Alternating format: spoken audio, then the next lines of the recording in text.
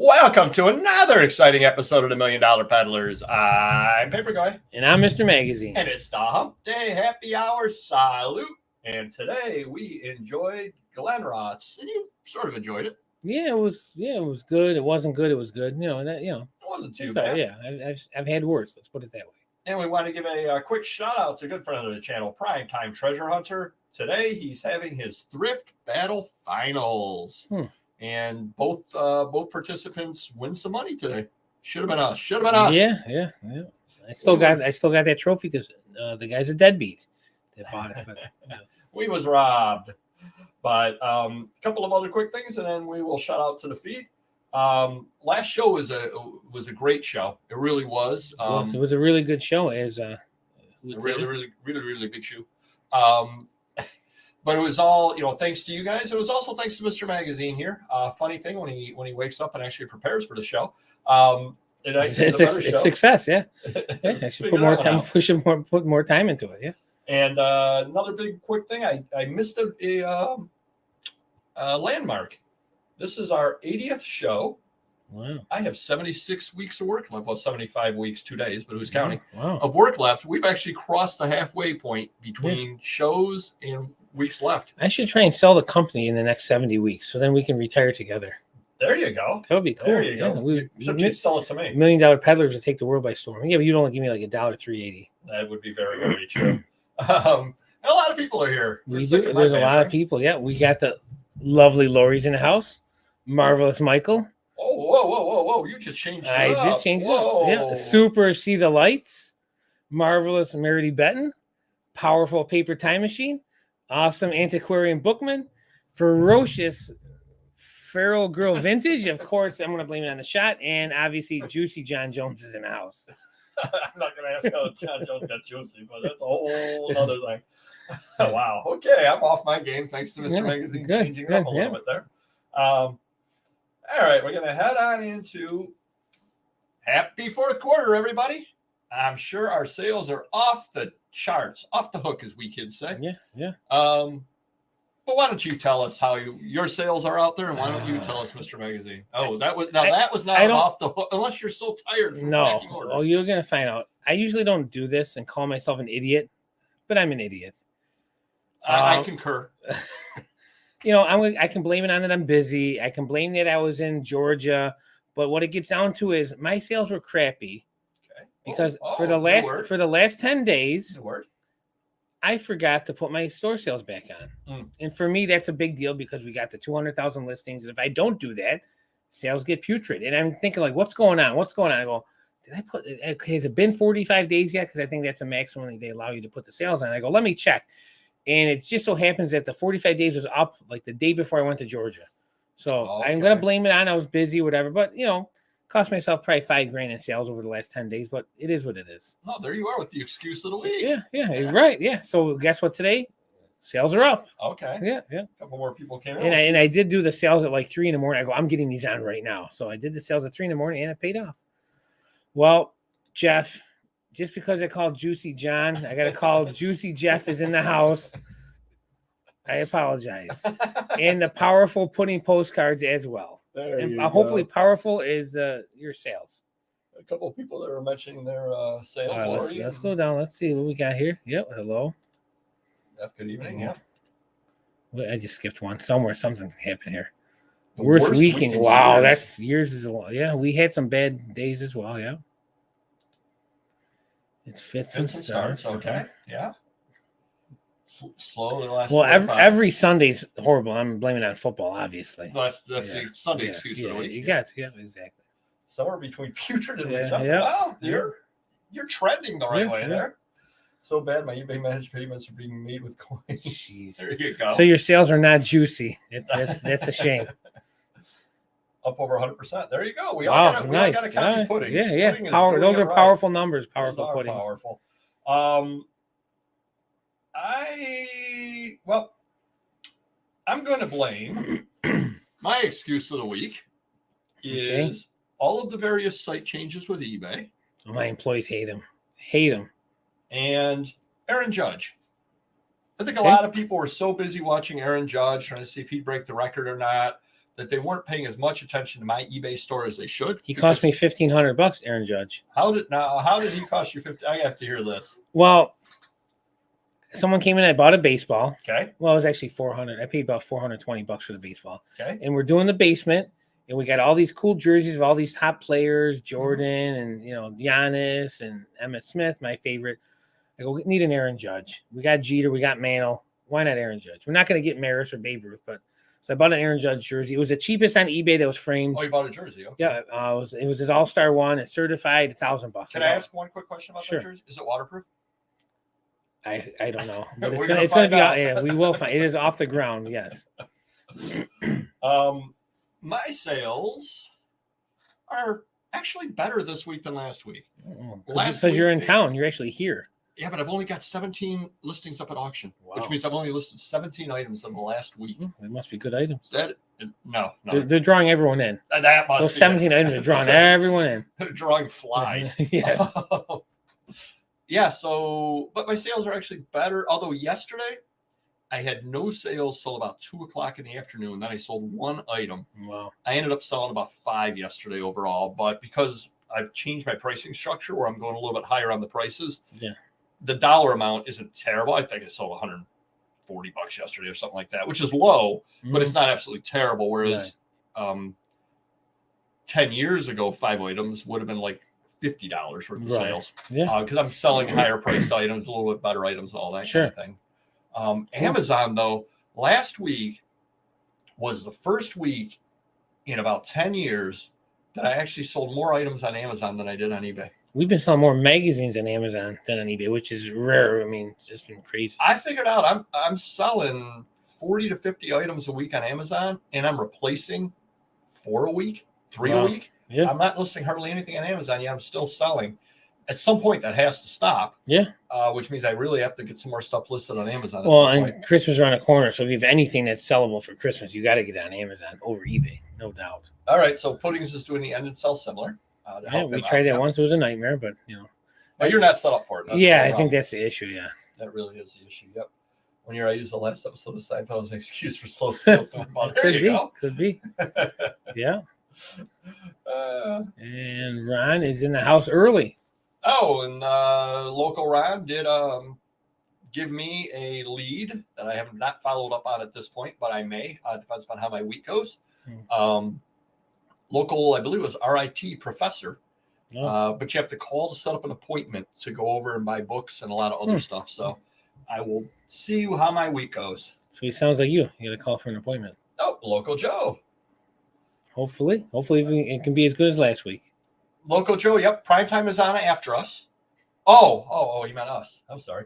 And I end up selling 2 items on $million.dollar.peddlers and 2 items on Etsy. So that's good. And I want to apologize right now if I'm a little off today. Mr. Magazine does not even know this. I will give an on-air revelation. Guess where I was today at 4:00 in the afternoon? The doctor's. Fairly close. I was at Walgreens on Mount Read Boulevard. Tell it to a doctor.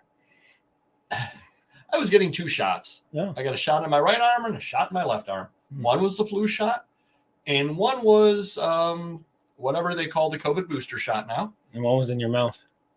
There you go. I did do the shot over here as well, so that's 3 shots today. I had my COVID, whatever they call the booster shot. I had my 5th shot now. I think one more and I get a free Slurpee. Oh, nice. My card is almost filled up. It's wonderful. They give you like everyone per decade how old you are, so you're going to get 5.5 shots this year. Something like that. Yeah, who even knows? So I have tomorrow off of work, so we're going to see how that ends up hitting because these shots always kick me in the head. Yep, so stay tuned next week to hear how wonderful my tomorrow is. But this shot is kind of hitting me a little weird after those shots, so who knows what's going on over here. The shot in your mouth or the shot in the arm? The shot in the mouth is screwing with the shots in my arm. Prepare for Festivus. That's going to be a fun one this year. That's going to be a fun one this year. I'll tell you me. How about any buys? Anybody out there buying other than me? I'm going to bet Mr. Magazine has bought something this week. Lots of toys. People are coming in for toys, selling Funkos, action figures. I still got to go see the action figure guy with 1,000 action figures. Next week, we got my buddy Aaron. who watches us. He's driving a 27-foot Penske to Massachusetts, then to Connecticut or vice versa. Now, the Connecticut deal was supposed to be, we agreed to $4,500. Usually I pay $2 a magazine. Well, Aaron goes, I just contacted him. He said he's got 10,000 magazines. I go, better yet, better deal. So good. Now I'm paying 50 cents a mag, and they're good mags. So can't argue with that. Speaking of magazine deals, we have been talking for a while about say hello. Marvelous Mr. Hot Wheels in the house. What's up? Then we'll get into brain fog. Yeah, right? Yeah. Definitely.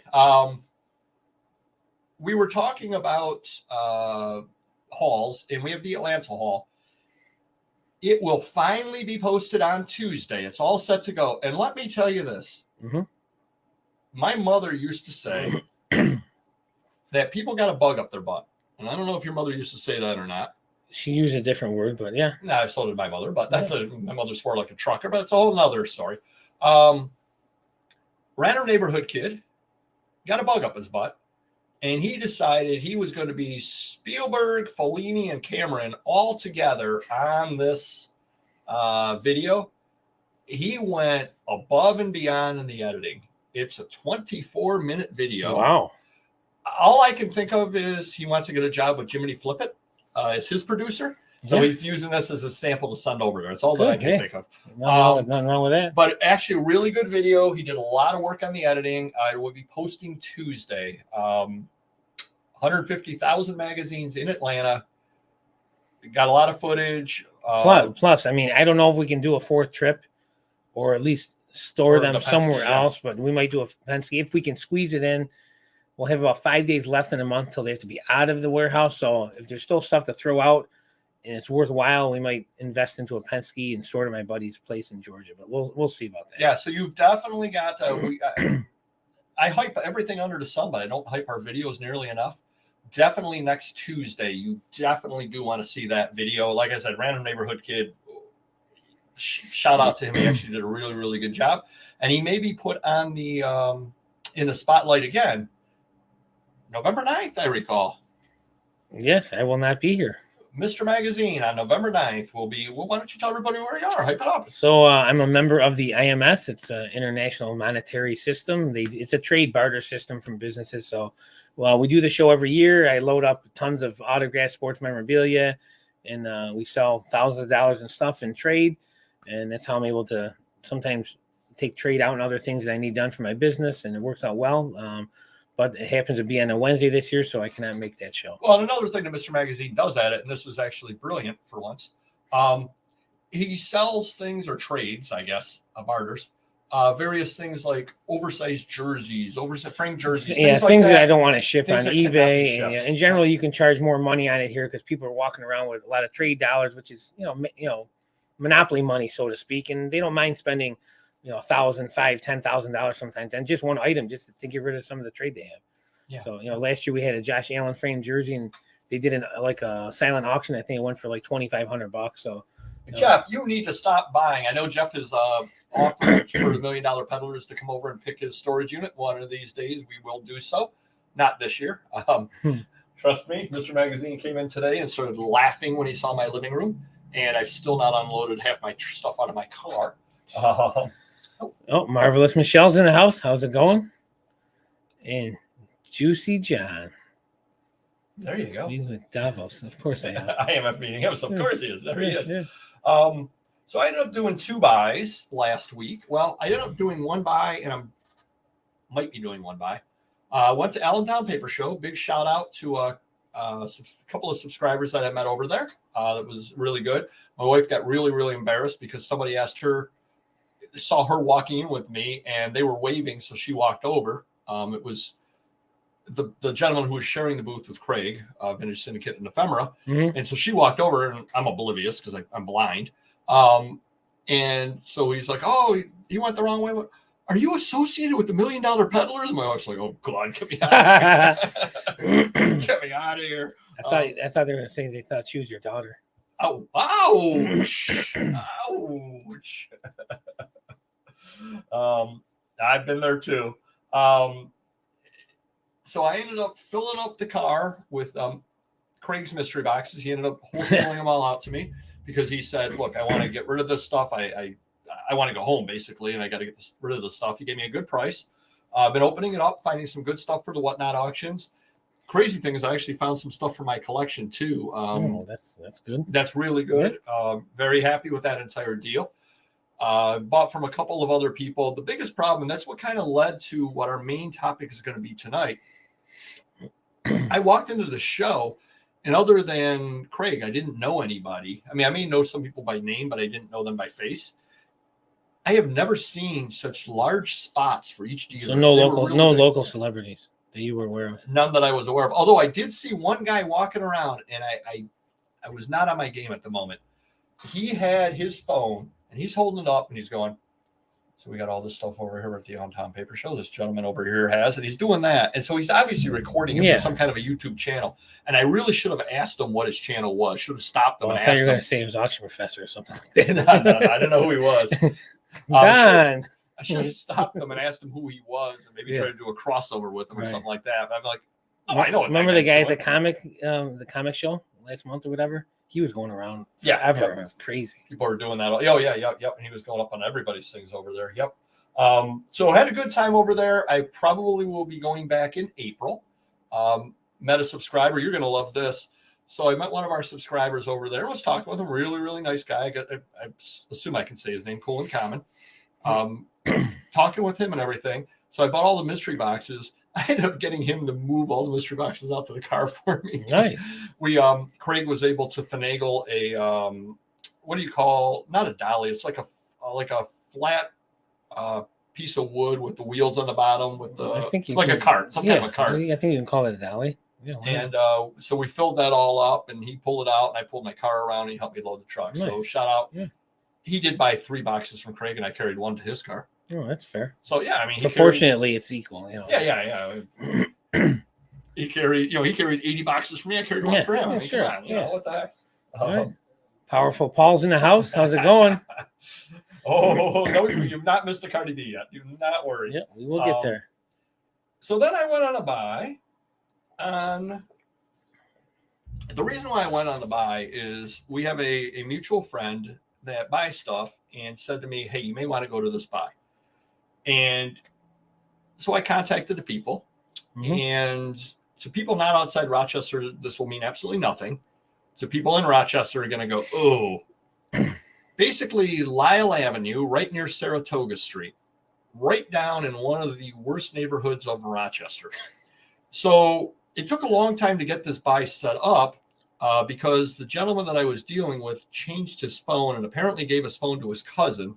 So I was texting and I didn't get an answer for like 3 days. And I'm like, well, you've been talking to my cousin, whatever. And I'm like, well, can I come by Monday? I'll see if I can make it or not. And I never hear anything back. Yeah. So finally I talked to our mutual friend about something else. And he goes, oh, the guy changed his phone number. Oh, okay, great. Thank you. Yeah. So I contacted the guy, set up the appointment for Monday morning because I had Monday morning off of work. Mm-hmm. This neighborhood that I went into is not a good neighborhood. Would you agree with that? Yes. Set it up for 8:00 in the morning. Okay. So I text the gentleman as I'm leaving my house and I say, I'm leaving. I'll be down there in 20 minutes. He goes, great. I'm heading on my way over as well. Great. Show up at 8:00 in the morning in the middle of a very bad neighborhood. There are people milling around on the street corners. Yes. At 8:00 in the morning. Yeah, I know. I drive down that road from the warehouse sometimes. Yeah. They're milling around at a lot, every corner. Yeah. And I'm like, oh boy. So I kind of park and I'm like, okay, he said he was heading over. So I text him and I say, I'm over here. All right, I'll have my cousin let you in. I said, okay, great. So I got out of the car and I'm standing. Now I'm one of the millers. And I'm milling around. And probably other people with real jobs are driving by going, why is this guy standing around on the street corner? After about 5 minutes of milling around with everybody else, I text him and I say, what door should I go to? He goes, front door. I go, okay. So I walk up to the front door and knock on it. Knock on the door. I hear, who is it? I'm like, I'm here to see some books. Your cousin sent me. All right. Opens the door. My cousin sent you. Starts naming names, none of which are the name of the gentleman that I knew. I'm like, no, that's not it. No, that's not it. Whatever. You know, it would be funny if you're at the wrong house. Brings me upstairs into the room, opens the door, goes, the books are all in here, walks in to turn a light on. Oh, geez, what happened? Stepping on CDs all over the floor. Everything had fallen over. Turns out this is a rooming house, a boarding house, where people rent a room and they all share a bathroom and all that. And she goes, okay, have fun, and leaves. So I'm standing in the middle of this room. Can't walk anywhere because there's stuff strewn all over the floor. Yeah. So I've got to like clean up, and because I don't want to break anything, whatever. Right. So I do my best to get over. Finally get over. Books all over the bed. I posted this on Instagram. So if you definitely want to get the visual, go there. I might have to go there. Stuff all over the bed. You pull a book, 12 other books fall down. Impossible to look at anything whatsoever. Smoke smelling in the room. Oh God. Hot. Windows all closed up. You just can't do anything. And some stuff had come down from the ceiling. So everything was kind of covered with some dirt. Just impossible to look at anything. I mean, if you're interested in anything, you have to offer less. You just have to, because you don't need to be there. Oh, yeah. Yeah. So I kind of look around, and trust me, I wanted to leave after like 3 minutes. I'm like, because the books, the gentleman who gave me the lead had mentioned a lot of books had like brown spots on them from bad storage or smoking or whatever the case is. So I'm like, I'm not going to buy any books. Now there's tons of classical CDs. So finally I said, so I checked a couple of them on my phone and they're pretty good. So I said, what would you take for all the CDs? He goes, I don't know, a quarter a piece. I go, So he calls me. He goes, yeah, I'll come on over. I'm like, you were coming over an hour ago. I have to stop you. I just went into the 45 RPM room because we're organizing, making room. There's probably a couple hundred CDs if you want them. Oh, thank you. I'll bring them in. So he comes over. He says he's on his way over. So I'm standing up there. Door opens. Guy comes in. Heavy Eastern European accent. Who are you? Why are you here? I go, looking at I wish he was strapped with like a gun vest. That'd be great. Who are you? Why are you here? I go, I'm looking at books. Why are you here? Why are you here? Hold on. Stop the presses. Stop the presses. The lovely Linda Wyatt's in the house. How's it going, Linda? Why are you here? Why are you here? Oh my God, Dawn's here too. Hi, Dawn. Now, I don't know if Dawn can write that about herself. Jeez. The delightful Dawn is in the house, and the lovely Linda. So the guy's like, why are you here? Why are you here? I go, I'm just here to look at books. Oh, I go, lady downstairs, let me in. He goes, lady downstairs? How many people are in this place? I think there's like 6 rooms. So 6 different people are renting it. I go, the lady downstairs, let me in. He goes, the lady? I go, yeah, lady downstairs. We hear like gunshots. Lady? I go, yeah, the lady downstairs. This sounds like a pre-rambling story. I don't think I have to say anything tonight. He goes, okay. And he closes the door. And I'm like, what the heck? So 5 more minutes. Now, it was a cold morning, Monday morning. Yeah. I am sweating like you would not believe because I'm in this room. So finally, I got to get the heck out of here. Next time you got to FaceTime me that stuff. I got to see that live. That'd be great. So I go out to my car. I text him and I say, I'm in my car. It was just too hot in the room. He goes, yeah, I'm on my way. I'm like, geez, well, how long am I going to sit here? People are walking by, checking me out, trying to see if I'm buying drugs, exactly why I am in this neighborhood. Finally, he shows up. He points at me. So I follow him in the house. I said, I'm ripping you off. I'm telling you right now, I'm ripping you off. God, that's a great thing to say to these people. I said, I'm going to give you $60 for all the CDs. He goes, okay. Okay. He goes, all right. He goes, I go, but I cannot get them today. I go, I don't know if you saw my vehicle or not, because I had all the Allentown stuff in there. I said, no way I can bring them home. I don't have any boxes. I said, I can't get them today. I can probably get them Thursday because I have Thursday off work. All right, cool. He goes, reminds me, I got to go to the liquor store and pick some boxes up because I got to box the books up. I said, tell you what, if you're boxing stuff, I'll make it $70 if you box the CDs for me. Oh, okay. Oh, wow. That is worth it. So for $10, and so I just texted him tonight. We got to set up a time tomorrow morning. Hopefully, as I have my post-shot hangover, I'm just literally driving into the bad neighborhood, getting my car loaded up with a few boxes, handing him $70, driving off, getting pulled over by the cop. No books, just CDs. No books. I'm not going to touch the books. Hopefully, hopefully the cops see me handing you guys $70, getting lots of boxes in my car, and I get pulled over half a mile down the road because that's just what I need tomorrow. Exactly. So, I did not tell you the best part. The best part is my rambling story can't compete with this one, but go ahead. The best part, exactly. Best part. So I'm there trying to look at the books, all carpeted. Mm-hmm. So I go down to get a book, and I have no depth perception. All of a sudden, I pricked my finger. What? Like you think I wasn't scared? Like wooden... I'm standing in the middle of this house, this rooming house, in the middle of the thing. I'm like, could be a needle underneath all those books. I'm like, what the heck did I just stab myself with? Get home. Luckily, there was like a piece of splinter or something in my finger, and my wife got it out for me. Or a rusty staple would be nice. Who knows what it could have been? Oh, it was. Is it really worth it? Sometimes it's not worth it. Really, you don't know till you get there. Unfortunately, you're like, I'm already here. I might as well look. That's exactly what it was. But anybody out there, bring gloves next time. That's a very good idea. And a sweat rag. We did the video about the reselling injuries. This definitely is a potential reselling injury. And I know that a lot of people out there want to just show you the glamour of the business. Oh, yeah. That's the glamour of the business. Yeah. That right there is the glamour of business. Standing in a crack house. I'm kidding. It may not be a crack house. It may just be a heroin house. In the middle of the city, in a worse neighborhood, worried your car is going to get stolen, pricking your fingers on miscellaneous stuff in the room. Sweating in 30-degree weather. 30-degree weather. Getting yelled at by recent immigrants about why are you in their house. Oh, it's a wonderful, wonderful place. So that was my day. How was your Monday? Well, I think my buys were better and quicker than yours. Oh, so that's the fun of this business. Mama, don't let your babies grow up to be resellers. Exactly. Very well could have been. Who even knows? So we're going to head on into another favorite segment, Glitch of the Week. So Mr. Magazine, actually, he's like contributing between you and Random Neighborhood Kid. You guys are actually contributing to the channel. Yeah, big time. Stamps.com could not print priority flat rate. It was frustrating, and it was for a while. It was done. We could print anything we wanted, but priority flat rate envelope. So I told my manager, I said, let's just wait, set it aside, and we'll check it this afternoon. So we went back, and it was working, but just think, why is that not working? Everything else is, and how do you even fix it? But it is what it is. We dealt with it. Now, Facebook had a couple of glitches. A couple of people were losing messages, their entire threads of messages, which was really annoying to a lot of people. Man, if that happened to my wife, she'd be crying. Well, she's crying anyway. I didn't say that. And then I had my Facebook auction. I had to start it 3 times. I started it. Then it said like 2 people were in it, but there were no comments. And I said, hey, can somebody comment if you can hear me? Because that's always my concern. Yeah. Is that, I mean, when I talk, obviously I'm like E.F. Hutton.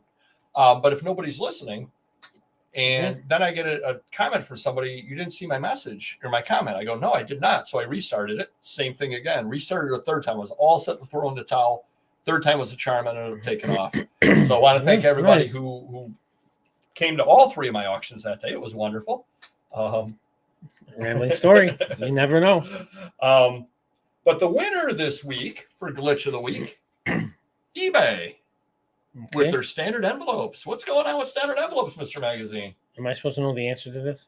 Given that you threw 3 of them on my desk. Oh, well, is that really a glitch? Or That's a glitch. But with eBay, or the post office is returning them? It's a glitch.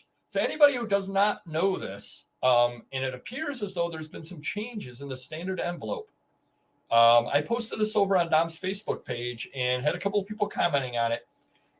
eBay has a PDF and a bit of guidance on the standard envelope and what can be used and all that sort of thing.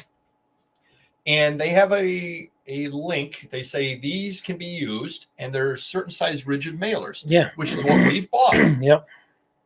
Apparently they cannot be used. They're non-machinable, and they're getting sent back, postage due, non-machinable. So Mr. Magazine and no tracking. No tracking. And Mr. Magazine got 3 of them back last week. 4 of them. 4. All different post offices. And then somebody or other reached out to me. One of the subscribers reached out to me and said, eBay no longer offers that size envelope anymore. So apparently they've never updated their pages in their explanation of the program. They're saying it's okay. The post office is saying that it's not okay. Right. So be very careful when using the standard envelope. So I should tell my packers to use envelopes again. Use regular envelopes again. Yeah. Yep. Because they're getting sent back for the other, and eBay is no longer offering according to the subscriber. But sadly, say we sent out 50 of them, 4 came back, which is still almost 10%, but still, 40 something of them are getting through. So it all depends on what post office gets them. Yeah, and you're absolutely right, Lori. And I tend to notice that kind of thing because, like today, I was at my day job. I was down in the middle of Wyoming County, where I don't wish anybody to have to go, although it's nicer than a meth house on Lyle Avenue. I was down there. eBay listing could have been down all day. I didn't even notice it. You definitely, like, I would notice things like that. Like, I have tomorrow off. If I feel okay, I may list some stuff. You're like, okay, I can actually get some stuff listed. Yeah. If I'm not getting rolled down at the meth house. And then all of a sudden, if it's down, then you're like, why is it down? Of all days to be down, why is it down when I've actually got some time to list stuff? Right. I got 17 items listed in auction. I need more stuff listed. Kind of crazy. Sure. If I ever hit a number, I'm going to pay someone to make a comic book series of Papergoy story. Oh, sure. thank you. Good stuff. Yeah, good stuff. I do appreciate that. eBay has had me update my account info 4 times. Yeah, I've heard of that as well. And are they not sending payments out to you on that one there? Kind of wondering. This is my normal number 10. Number 10. All right, I'm going to have to go with that, Paul. Thank you for that information. We got to do something because, again, 4 returns is probably going to be, say, $10 average. $40, I got a refund on that. Yeah. Crazy. We're going to head on into the site changes. I know a lot of people are being pushed into the new listing. Yep, my employee's not happy. I got pushed into it as well per the email that I got, even though I've been in it for 4 months. So that's a mini glitch for eBay. They're like, welcome to the new listing experience via email. I said, how nice of them. I said,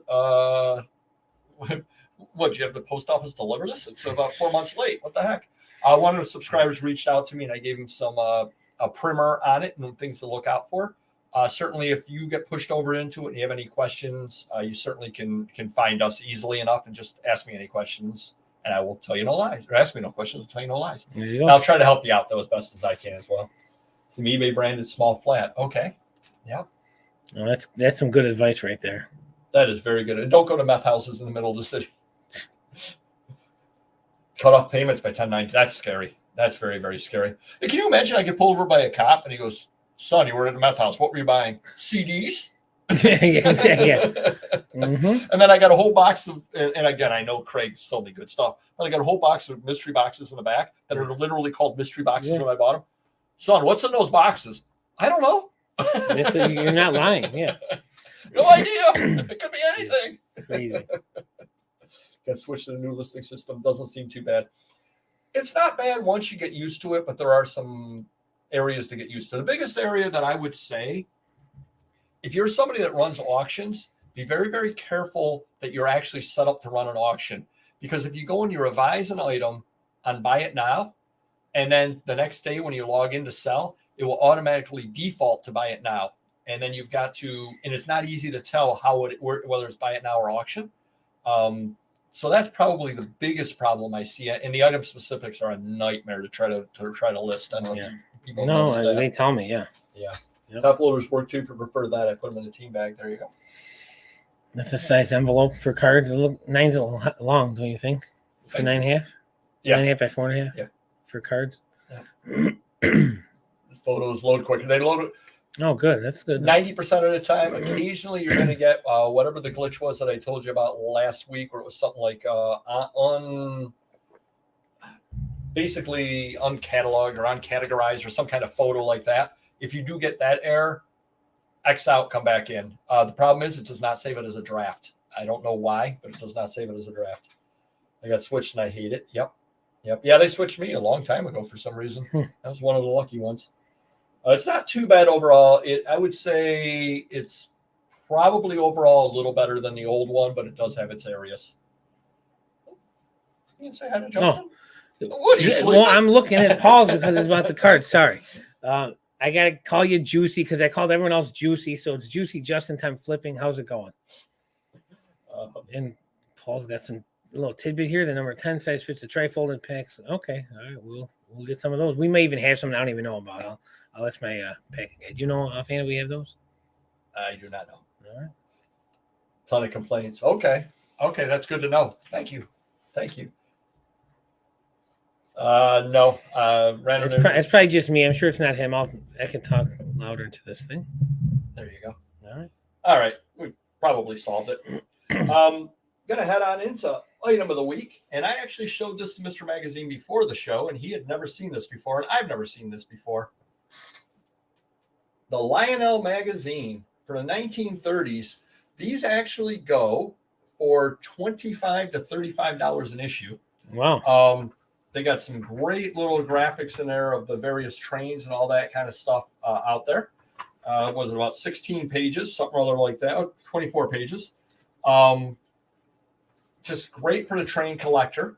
I've bought it in a lot down at Allentown Paper. Gentleman had a bunch of magazines, and he wanted 2 for $5 for some magazines and 3 for $10 for other magazines. And I kind of was counting up what he had, and it kind of in my head worked out to about $80, $85, something other like that. And I said, hey, any way you can give me a package deal if I take all the magazines? Yeah. And he goes, all of them? I go, all of them. These, all of them. He goes, oh, you need some ballast, huh? That's what his word. You need some ballast. Okay. I said, yeah, these are some mountains up here. If a winter storm suddenly comes, I want to make sure my car does not go off the road. And he laughed, and he counted them up, and he goes, how about $40? And I said, cannot argue with that. Some 1930s architectural magazines in there, which are good as well. And then in there, which I didn't even notice again, was this Lionel magazine. They go for $25 to $30 a piece, if you can find them out there. Obviously, not a lot of them out there because Mr. Magazine and I have never seen them in all the years of doing it. They're not common magazines by any stretch of the imagination, but definitely do pick them up if you're able to see them. And then obviously you want to do multiple pictures of them, of the trains inside and all that kind of stuff. So good luck. Happy hunting out there. Hopefully you're able to find those, and hopefully that helps you a little bit. I can so surprised a new listening experience is coming message there for months. Yeah, but it's one of those deals you almost hope it never comes to you. Awesome. Amazon seller, how's it going? I know we're going to run a little long today, just going to happen. But speaking of Amazon, you were telling me you got a phone call. Yeah, not very happy. So last night, 8:30 at night, I'm relaxing. Get a call on my phone, Amazon. And I couldn't understand the lady. Somewhat I could, but it was just frustrating. I was tired. Was she Eastern European, asking why you were there? It could be. Yeah, I don't know. But apparently it wasn't 8:30 her time, So I did ask her that. I go, what? She didn't answer. I go, what time is your time? But, again, threatening that we got these violations. She says we haven't been addressing them. And again, a year ago, we had 10,000 violations. Now we're down to like 150 or 130. And she's just, getting on my case. We got to, address them. I go, we do address them weekly or daily even. Some we can't really solve because we don't know the intellectual property violations until it hits us, and trying to explain that to her. And she's reading off a cue card. And I was being rude to her because I just didn't want to be on the phone with them. I go, I'll call tomorrow. She wanted me to go to my computer. I go, no, I'm not going to my computer 8:30 at night to do this. If you're going to kick me off, kick me off. If not, I'll talk to you in the morning. I go, I didn't even care at that point. I go, if you're kicking me off for this nonsense, you might as well kick everyone else off. And she goes, well, how are you going to solve this, your business model in the future? I go, honestly, to not sell on Amazon is the only way not to get these violations, because you won't give me a list of what I can't sell. So it's going to keep happening when I do volume. So, but I talked to my computer guy. He actually took a bunch off and we're down to like 60. So, and we're still in violation. We still got we're still in the yellow. Yeah, it takes time. Yeah, it's crazy, but a couple of other things over here. The insulting offer of the week. I got a couple of doozies. $1 Million Peddlers got one. Wow, is that a first for them? That is a first for them, and wow. I want to shout out to whoever, probably a subscriber, did it just to get their name in here. That's a good idea. Yeah, wonderful. I love it. Somebody with 142 positives, as a matter of fact. Atlantic Magazine. Now, I do charge shipping over there. Okay. I was asking $14.22 for an Atlantic Magazine. They offered me $1. $1. Wow. Yeah. $1.14. So about $5 all in. $5. $5 all in. Yeah. Nice. I turned that one down, but the real one that I turned down over on Papergoy. So I have you know what Windrush trucks are? I do. I have a collection of 584 photos. Long story short, which I'm not capable of. Rambling story number 2. The Windrush company was around the Rochester area, and this came from their archives. And what they had done is they had taken pictures of lots of different trucks they had. maybe 10, 12 trucks per picture, per photo. Okay. 584 photos. Okay. I mean, if you collect Winross trucks, this is... Even at $1 or $2, you're still talking $500 to $1,000. I don't know what you're asking. I'm asking $1,224 on it, which I figure couple is a bucks couple a of piece, bucks right. a photo, which I think is reasonable. God, for me, $150. I simply declined on that. I mean, it's one of a kind from the Winross archives. I mean, I don't know how many years have you had it listed? 6 months. So yes, I mean, maybe 10 years go by, you're gonna contemplate that, but I mean, Oh, early this morning. Might take a bit of words, but I'll try. Okay, go ahead, Justin. We'll read. Yeah, they definitely forced everybody. Yep. Postage went up. I think everybody knows that. That's ridiculous. Well, it's a temporary increase for the holiday season. But Amazon, they're probably not giving us more for postage, I'm assuming. No, they're not. And aren't there laws against gouging? Yeah. Well, this is the second or third time they've raised prices in a year, right? Usually it's like once a year. Oh, this is just a temporary thing for the holidays. So they're going to stop December 31st and then start back up January 10th? They actually will stop it, and then they will. Yeah, that's essentially what will happen. Yeah, the dates might be slightly off, but yeah. Customer issues, you finally put to bed. This show's going to go long today. I'm sorry. But Mr. Magazine had an issue, and you've got to hear this. This is another rambling story. I apologize. Number 3. Do I even have to say one this week? So Mr. Magazine had I believe it was overseas buyer. Yes. And purchased multiple orders from you of magazines. Right. And unfortunately, Mr. Magazine was unable to fulfill every magazine and every order. The gentleman might have bought, I don't know, 30 magazines, 40 magazines total. I don't know how many total. This name starts with CH. Yeah. I don't think that many. He only spent 150, 200 bucks. So he bought 20 magazines, 15 magazines. Maybe less, yeah. 2 of the magazines were not available through multiple orders. So he bought something today with 5 magazines, and 4 of them went out. Unfortunately, one was missing, was not there. So he kept bothering Mr. Magazine, what magazines are missing? And Mr. Magazine refunded him for 1. Well, we only thought 1 was missing. Because that's what he said. Well, no, we knew 1 was missing. Okay. He claims 2 was missing or something like that, which we don't know, whatever, but it is what it is. But then he kept saying, what you refunded me for a magazine. Which magazine did you refund me for? What magazines are missing? And we tried to explain to him, look, you bought 15 magazines from us. They are in your possession. You know which 13 you have. Yeah. And we're trying not to be rude, but this is going on and on and on. And we had an issue with him years ago on eBay. One of those difficult guys. He doesn't want to buy through eBay. He doesn't want to buy through the website. He wants a deal. He's makes lower offers. It's just nothing but a headache. Every email is a book. And so finally, more or less what I said, and I kept repeating it, and every email to him is, sir, you ordered 15 magazines. You got 13. The 2 that are not there are the 2 that are missing. You have your orders. You know how much you paid for them. If we were supposed to refund you $40 and we refunded you $20, then we owe you $20. And of course, I got to nicely phrase this, but it's more or less, we don't have the magazines anymore. We're not certain which ones you got. We're not certain which ones. You have all the information. So finally, he's like, well, I believe I'm missing 1 magazine. And Mr. Magazine and I talked.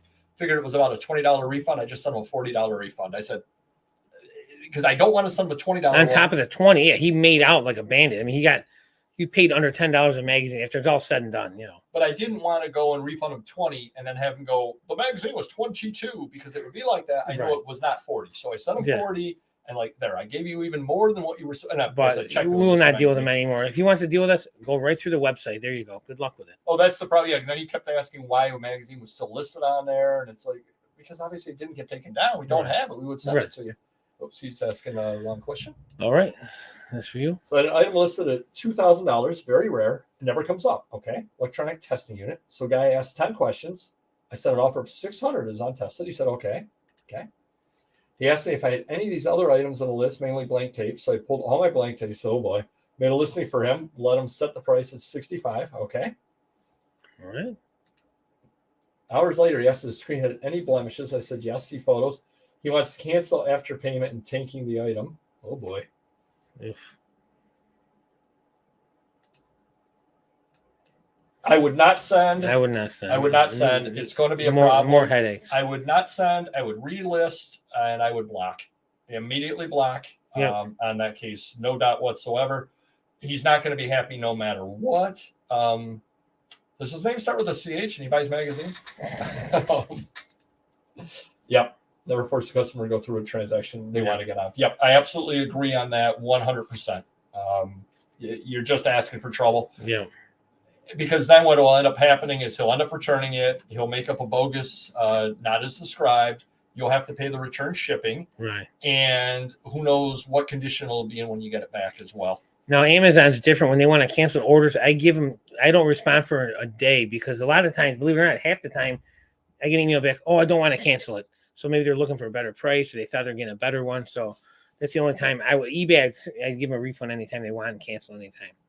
A couple of other quick things I'm sure everybody saw, but the eBay executive who terrorized Ina from e-commerce bites got 5 years. So wow, seems a little light for the craziness that went on, but justice was served. That was going on for a while. Yeah. A couple of years or more, right? Yeah. Wow. Yep. So, and I want to give shout out to a couple subscribers, one in a positive, one in a negative way. Unfortunately, one of our subscribers lost their brother. Our condolences on that. And want to give a shout out to another subscriber who just adopted a newborn. So God bless you. You'll be able to watch our shows late at night sometimes. Yeah. God bless you, though. Yeah. You're doing good work over there. So I forced feed the item. He said, ship protect. I paid $5. All right. So he forced. Okay. Yeah, I definitely would have came. He's just a troublemaker is what it is. Yeah. Are you on LinkedIn? I think I am. Yes. I am on LinkedIn as well. Yep. I logged in for the first time since 2014. That's probably when I did last. Yeah. You tried to get a new password, or you remember it? I said I didn't remember my password, and then I used whatever the computer tells me, one of those 78-digit passwords. Oh, nice. And so I can log into it for my computer, and that's about it. But yes, I said, because I'm twilighting in my career with New York State, I've got to kind of begin to promote $1 Million Peddlers and all that sort of thing out there. So, and then anybody, I don't know if people are out there are using PayPal for shipping or not. If you use them for shipping, they're recommending UPS shipping no matter the price versus post office. Wow. So it's like, we recommend UPS. I'm like, yeah, that's $8.57. Right here, I can pay $4.92 using the post office. Yeah. I think I'll ignore your recommendation. Yeah. When getting the higher priced, heavier items and stuff, obviously they're way better. Definitely, but the other side of it is I can drop my mail off at your store. I cannot drop the UPS. And so wow, we got to pick up at the warehouse. Oh, you do now? We've had that. Where have you been? See, now who's not listening to who? We've had it for a few months. We're on a schedule. We're on a Remember a few months we've had it because since April, when the post office prices went up, we got surcharged $80. Remember that item? I said, I'm getting a UPS account. And then you hit me right where I got my shot at. Oh, it was a love tap. I'd love for you to stop doing that. Item specific issue. So I listed a postcard over on vivs.views in California, and it suggested the item specific of California, which is correct, but it never suggested the country change because I listed off an existing listing for United Kingdom.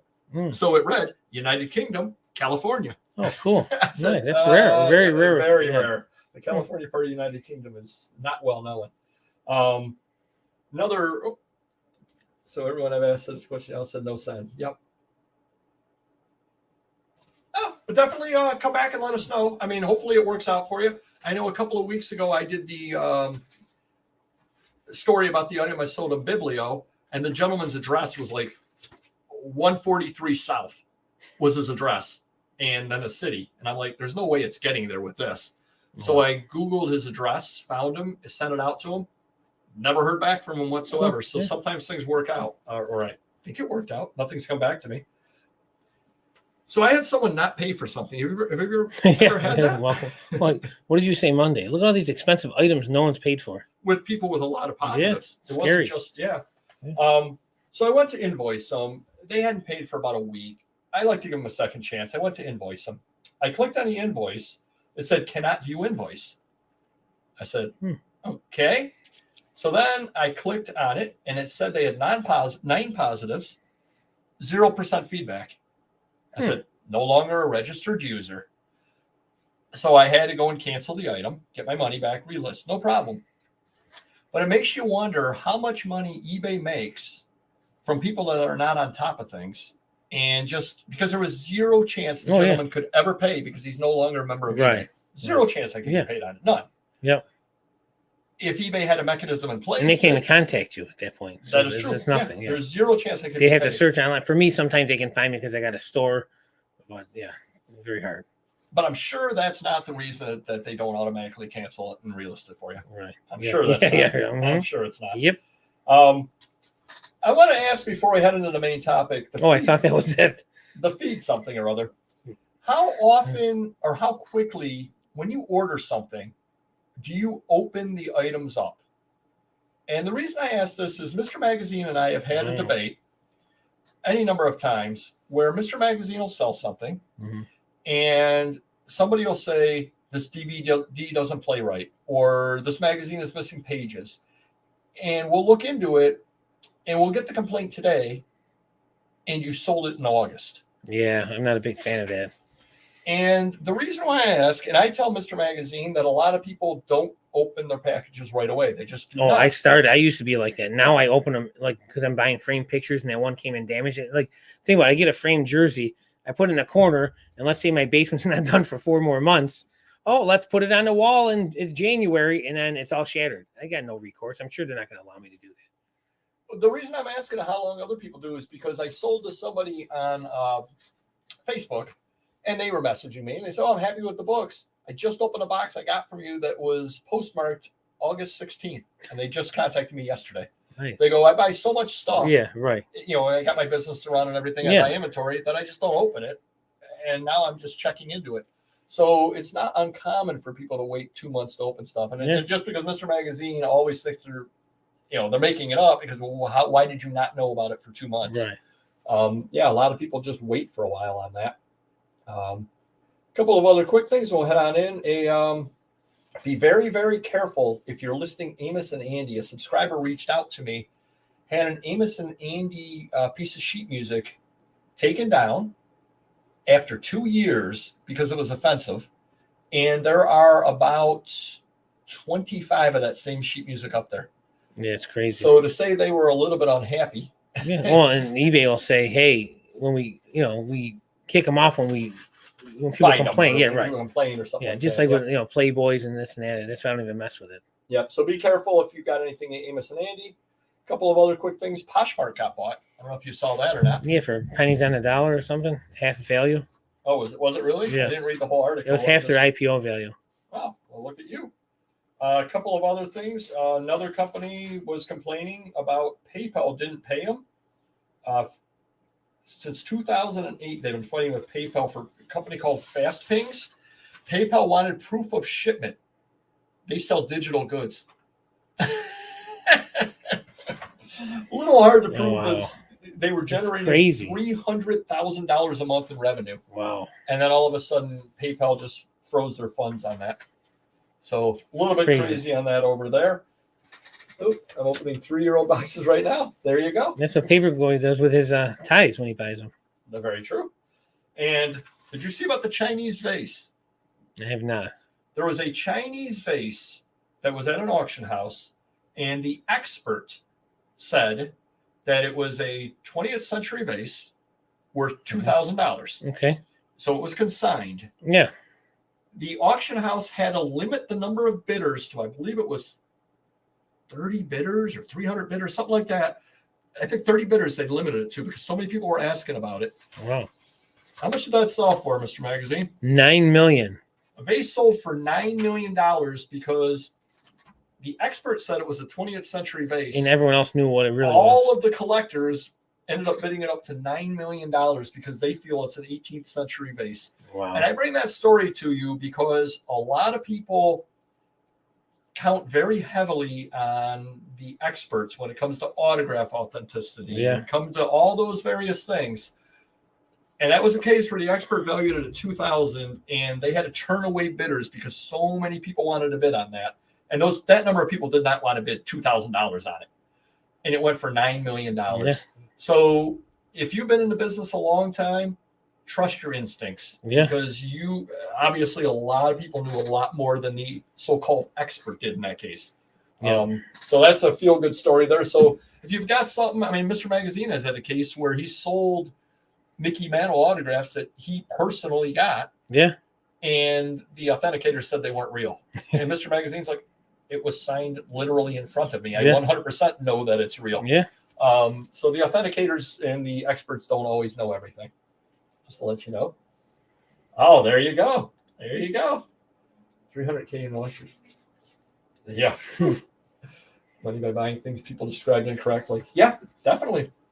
A lot of money to be made. Didn't you have a former employee who used to do that? What's that? He would search on. Oh yeah, he like the heckler does. Oh, and another Foster did as well. No, yeah. Heckler's more successful at it though. Yeah. Oh my God! Sorry. We're having an argument about that. Sorry, who's arguing? Who's arguing? Now we're gonna head on into the main topic. Oh, I thought that was it. The network effect.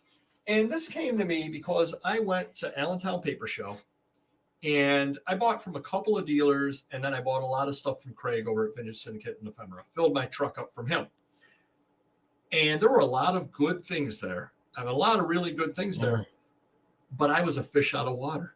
I'm walking around and I don't know who deals. I don't know who sticks to their prices. They don't know me from Adam. Right. You know, I come by, they're in their heads, they're never going to see me again. Why are they going to give me a good deal? Right. You know, an especially good deal. Yeah. They're not, because they don't know who I am.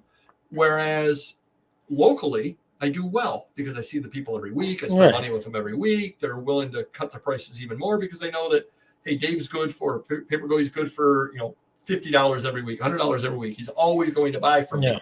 And you deliver. I do deliver. Papergoy delivers. So what do you feel about networking? I think it's probably one of the most important things to be successful. It's very important. And I don't know if I'm great at it, not as good as you right now, but I'm way better than I used to be, I think.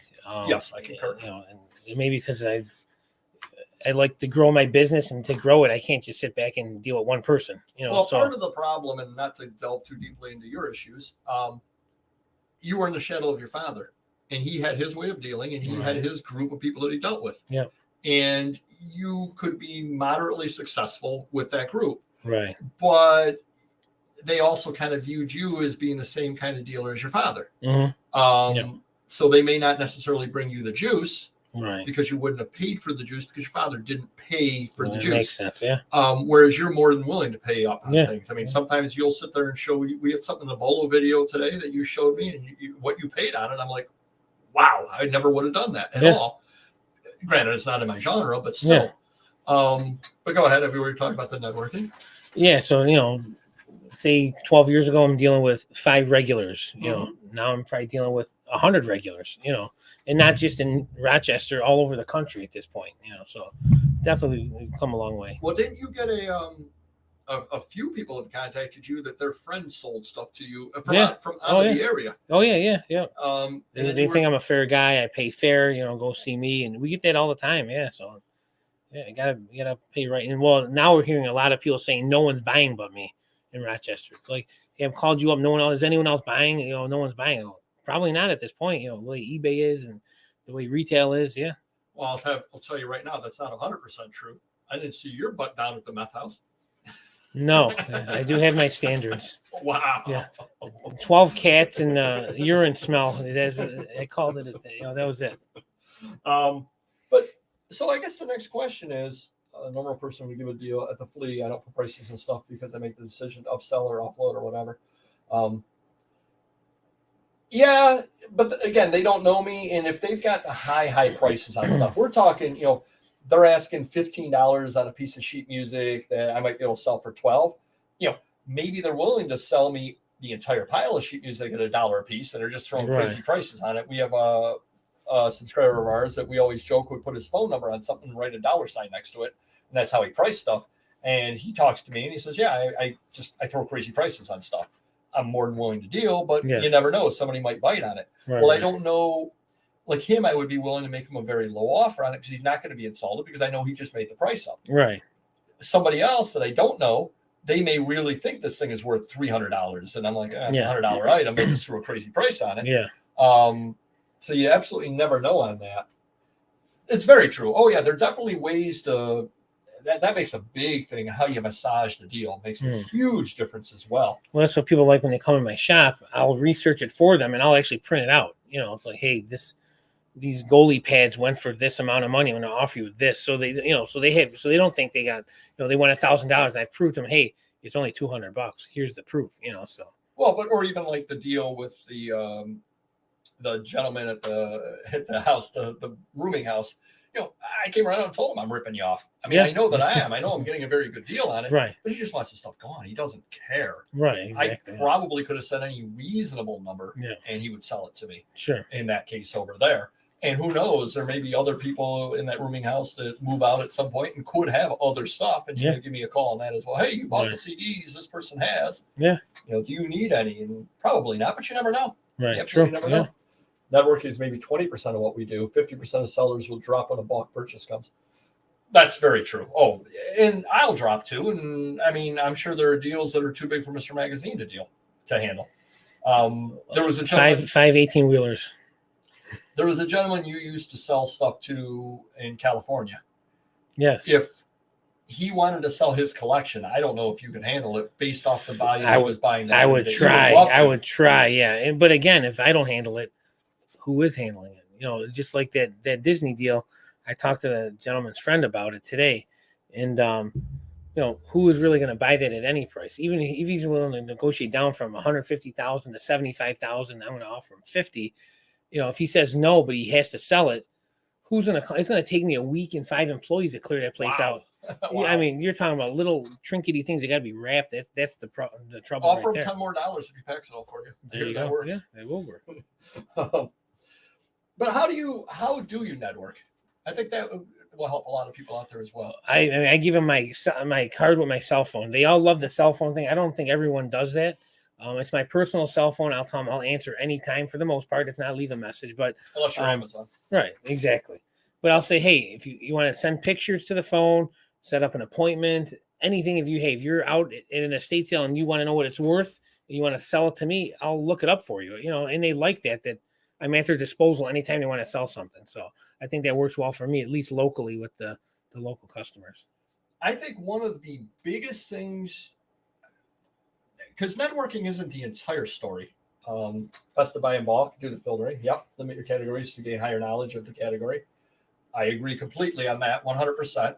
I think one of the most important things that goes hand in hand with networking, and again, always, you and I have different business models because people come to you, I go to them.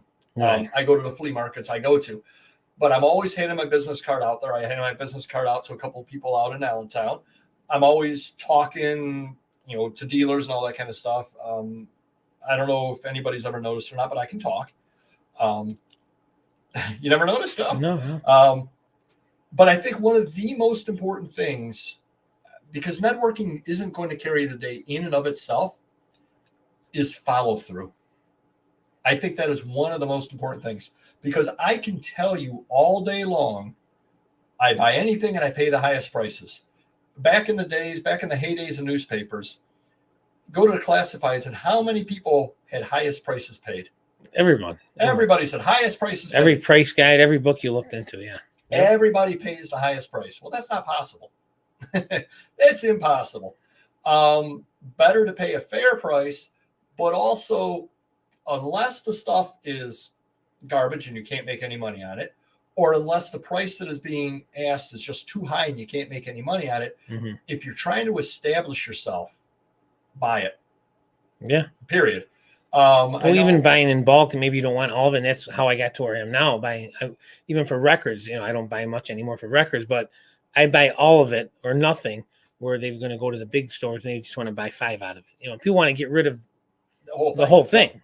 Yep. And if other people will appreciate that, because they're going to say, this guy not only says he buys everything and he pays fair prices, but he follows through.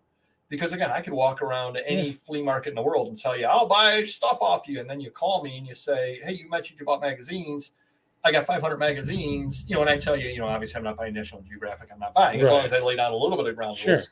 And you say, I got 500 magazines from the 1940s. Nah, I'm not interested.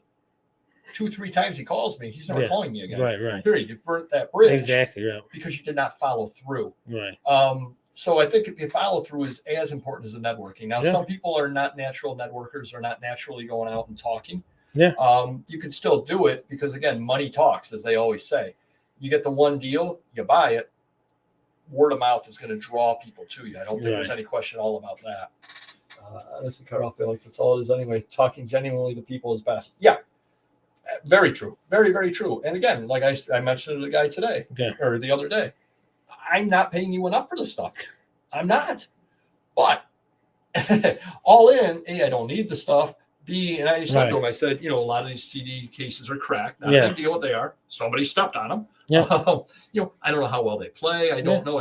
I mean, I'm taking chances. And they're also, the other fun thing that I forgot to mention in that story is if I didn't tell the entire story, you've got books all over the bed. You've got CDs with books that fell on top of them. So odds are I'm not going to get every single CD no matter what, because there are CDs strewn in among books. Yeah. Who even knows? Sure. So it's like $60 for whatever you can pack up. Yeah. Well, here's another story. I remember this guy came in a few weeks ago, had like PSA graded stuff. It was higher end stuff. He had the 80 tops basketball set with the graded Bird Magic. Okay. And, say he wanted $1,500 for everything. We got him at $1,350. He goes, I got a lot more stuff, tens of thousands of dollars. So, I paid a little more that time, but he said, I'm going to come back. So he calls the other day and he had like 20 sports card sets, early football, 80s, but they're decent stuff. He gave me the list and then he goes, tell me what you want to offer me. So I called him back and I said, I'm going to text him. I said, $500. He goes, that's the exact number I wanted. Oh, so, I got this locked in now. Whatever he has is coming to me because I was fair with him the first time, gave him closer to what he wanted. Second time around, I made the offer and it was right where he wanted. So, everything he's got, he's going to just sell to me now. And that's kind of amazing. When I go to some of the shows with dealers that I've been dealing with, I'll say, what do you want on it? And they'll throw a price out. And 99% of the time, it's what I was thinking in my head. And every once in a while, something's off. But 99% when we guess at stuff, we're pretty close between us on everything. Yeah, if you've been in business a long time, you kind of do that on that as well, which is kind of amazing. Always great content. Oh, thank you. Appreciate it. The like button and subscribe. Thank you. Can't argue with that. Can't argue with that. To say that. Buy the bulk at a good price and cherry pick, get your money back right away. Yep. No, you're right, Don. You're right on that there. Unless it's trade cards. Oh, there you go. Relatively local to me, so I can work in the future. Good example. Cool. That is very true. And all it took was a little bit of labor, Colin Common. Appreciate that. Oh, we do appreciate it. Definitely. Thank you. All right. So hopefully that helps you a little bit there. And again, I think the follow through is the thing that a lot of people don't mention with the networking. I think that is just as important because anybody can blow smoke. Honestly, anybody can blow smoke, but it's the follow through that I think makes it. After I've done 63 rambling stories today, it's Mr. Magazine's turn to do a rambling story of the week. Wait, let me guess. Hold on. We have an amazing question. Basement. So it was not going to be a basement story. The good story that I saved from last week, I'm going to save it again for next week. Whoa. Since we're running late, I'm going to make it short and sweet and give the basement story where we stand right now. Okay. So I've reached out to at least 5 people for the baseboards, the wainscoting, and the painting. 2 never responded back. They were supposed to. One's mom's lives right up the road from me. He goes, I see my mom all the time. I'll see you this week. That was a week ago. Haven't seen him. One person we said last week was... They were probably watching Aaron Judge. It could be. So one company was very reasonable, but they can't do it for 6 months. Then one company could do it in a month, but they wanted 4 times the price. So I asked my landscaper because he got connection. I go, a guy that does baseboards, wainscoting? Networked. I did. I have to sometimes, get something out of it. But I said, a guy. Guy comes down the very next morning, maybe 12 hours later. He's going to give me a price tonight, and I may just go with him anyways. Unless it's Yep. If it's in between the cheap guy and the high guy, and he can do it in a week like he said he can, to me, that's worth an extra $1,000. Don't tell him that, but you know what I'm saying. We just want to get this over with, put the stuff up, all the collectibles, and have a nice winter. So we'll see what happens. So I'm going to leave you with that, and next week we'll get the other rambling story. All right, we're going to say our last goodbyes to everybody. Let's see. Bulk prices, drive prices down. Yep. No, definitely do. And I do that all the time. How much for everything? And that's the crazy thing as well is you're dealing with dealers, established dealers, and they go, for all? Yeah, hasn't everybody wanted to buy all your stuff? Yeah, why not? And I'm going to tell one other quick story. And I stole something from another channel. I always watch, what are their names out in California? You look at their Instagram all the time. Pure Hustle Podcast. So the one gentleman over there, Mike, was talking about how he set up at the, well, they call them swap meets out there, how he set up out there. And he was getting nearly done. You know, maybe the swap meet goes till 3 and it's noon and he's sold through a lot of the stuff and he was looking to leave. And he called the guy a hermit crab, which I thought was hilarious. The guy walked up and said, how much for everything? And wanted to buy everything, but they weren't able to reach a deal. But apparently what this guy does, and I actually told Craig that I was going to do this to him, buy everything Craig had left over and then take over his table. There you go. And then you can sell all the. You get there early enough, you really could do that if you felt like that's. You should do that next time. I thought it was a great idea there. So shout out to That'd be good content. Check them out. Well, that'd be a great video over there. But imagine if I had bought all of Craig's mystery boxes out, open them up, and I just open up, pour them out, $1 a piece, $1 a piece, anything. Yeah, exactly. Why not? Yeah. So I love that hermit crab concept, though. That was a great concept. So shout out to Pure Hustle. Check them out if you haven't already. Supply chain. Well, yeah, probably because they use petroleum products, I think, in the plastic. They use oil, petroleum products in it. Yep. You know. I do know. Yeah. Once in a while. Oh, hold on. Yep. Oh, there you go. Now, Linda, well, actually, she posted it before I said it. She was typing, so. All right, everybody. We had a fun show tonight. I'm a little giddy from the COVID shot. 3 shots. Yeah, the 3 shots, the flu shot, the COVID shot. Get yours if you haven't already. I'm on shot number 5. Collect them all. And we will see you next week. And again, do come by Tuesday. 24-minute video about the haul in Atlanta. 150,000 magazines. I interview Mr. Magazine. It's a lot of fun. Random Neighborhood Kid makes an appearance. The Mighty Greek. Mighty Greek makes an appearance. So it's a lot of fun over there. So do check that out. I'm not having a Facebook auction Monday. I'm actually taking Columbus Day off. Wow, good for you. I deserve it. Taking a day off over there. But do come on by Thursday, tomorrow, for the comic book auction over on Whatnot. And Tuesday, I have the Ephemera auction over at Whatnot, 4 o'clock Eastern. And I have posted your trade cards out. I don't have the date off the top of it, like October 18th, October 20th, something like that. Right. Actually, I have some pre-bids on stuff already. So what I should do is get some for November, and then I get some Christmas ones and trickle those in for December. Yep. Okay. And I'm going to post them about a month in advance, and then people can hit it and pre-bid. And we do have some pre-bids already. So hit it and pre-bid. Okay. There you go. Yep. And hit the like button while you're at it. You got it. And we will see you next video. Take care. Bye-bye.